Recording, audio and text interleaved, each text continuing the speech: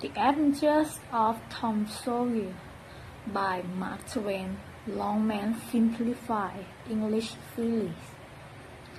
Read by Khanittha Srirat. Chapter 1. Full of Mischief. Tom! No answer. Tom! cried Aunt Polly again. No answer. I wonder where this boy's gone, Tom! The old lady pulled her spectacles down on her nose and looked over them about the room. Then she put them up and looked out under them. She seldom or never looked through them for so small a thing as a boy. She seemed paused for a moment and said, "Well, if I catch you, I will—" She did not finish, for by this time she was bending down and pushing the sweeping brush under the bed.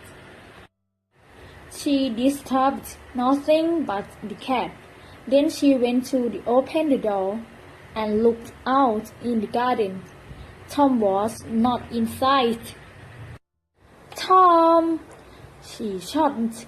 There was a slight noise behind her, and she turned just in time to see a small boy and prevent him from running away.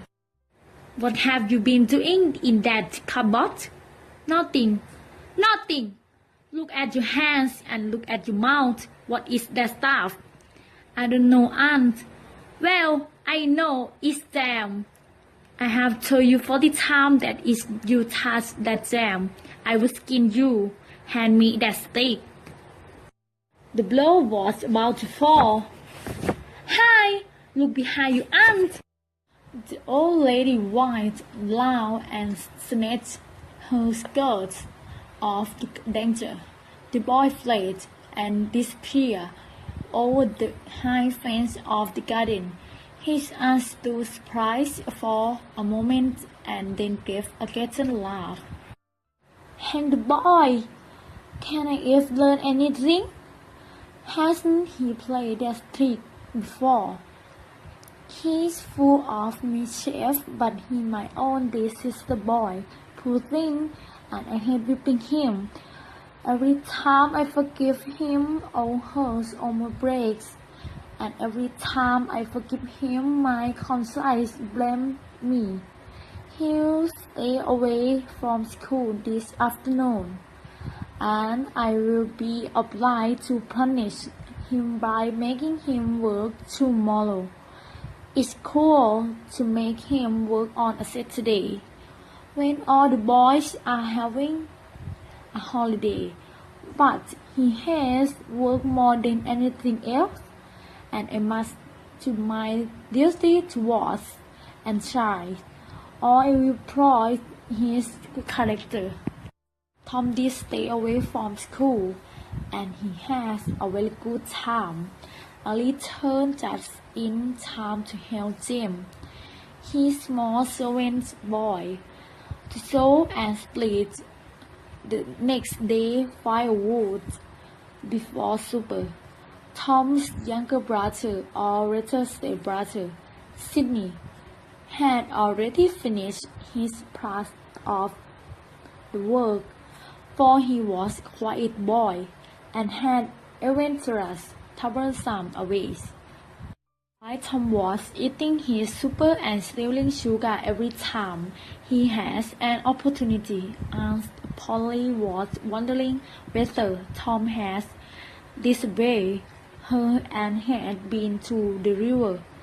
She had sewed up his shirt and the neck in order to prevent him from taking it off and swimming. "Tom, it was quite warm in school, was it? Didn't you want to go swimming?" "No, Auntie. Well, not much. Come here, show me your collar." Tom opened his coat. The neckband of his shirt was secretly sewn. Well, you may go out and play.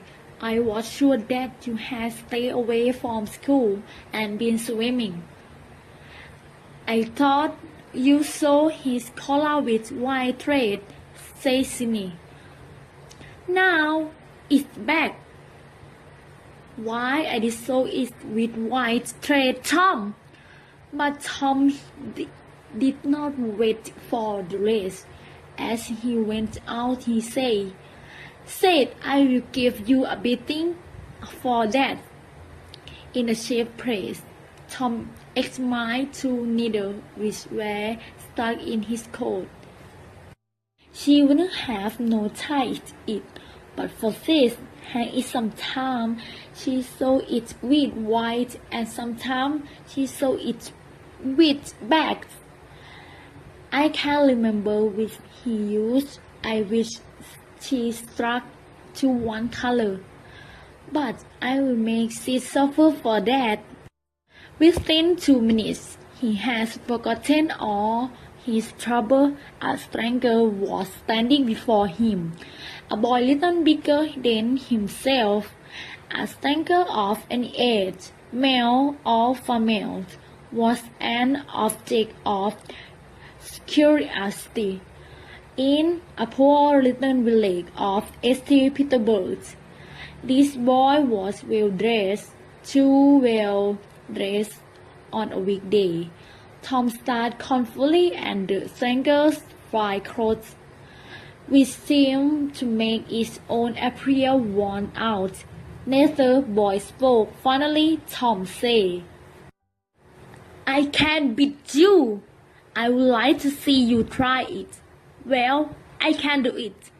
No, you can't. Yes, I can't. No, you can't. I can't. You can't. Can't.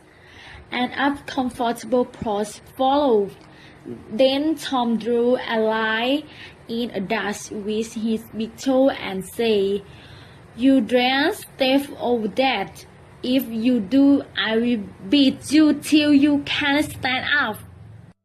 The new boy at once stepped over the line and said, Now let me see you do it. You had better be careful. Well, you say you will do it. Why don't you do it? For 2 cents, I will do it. Then new boy took 2 coins out of his pocket and held them out confidently. Tom stuck them to the ground. In an instant, both boys were rolling in dirt, fighting like cats. For a few minutes, they tore at each other's hair and clothes, hissed and scratched each other's nose and covered themselves with dust and glory. At last, through and the dust of battle, Tom appeared, sitting on the new boy and striking him with his feet. Say that you have enough, said Tom. The boy only struggled to free himself. Say enough! The hitting went on. Finally, the stranger gasped, Enough! Tom let him get up and say, Now that will teach you. The new boy went off brushing the dust from his clothes, occasionally looking back and threatening what he would do to Tom the next time he met him. Tom replied with insults. As soon as Tom backed water, the new boy snatched up a stone, threw it and hit Tom between the shoulders. Then he ran like a deer. Tom chased the traitor home and thrust found out where he lived. He then held a position at the gate for some time, daring its enemy to come outside. But the enemy only made face at him through the window and refused. At last the enemy's mother appeared and called Tom a vicious, impolite child and ordered him to go away. Tom got home late that night.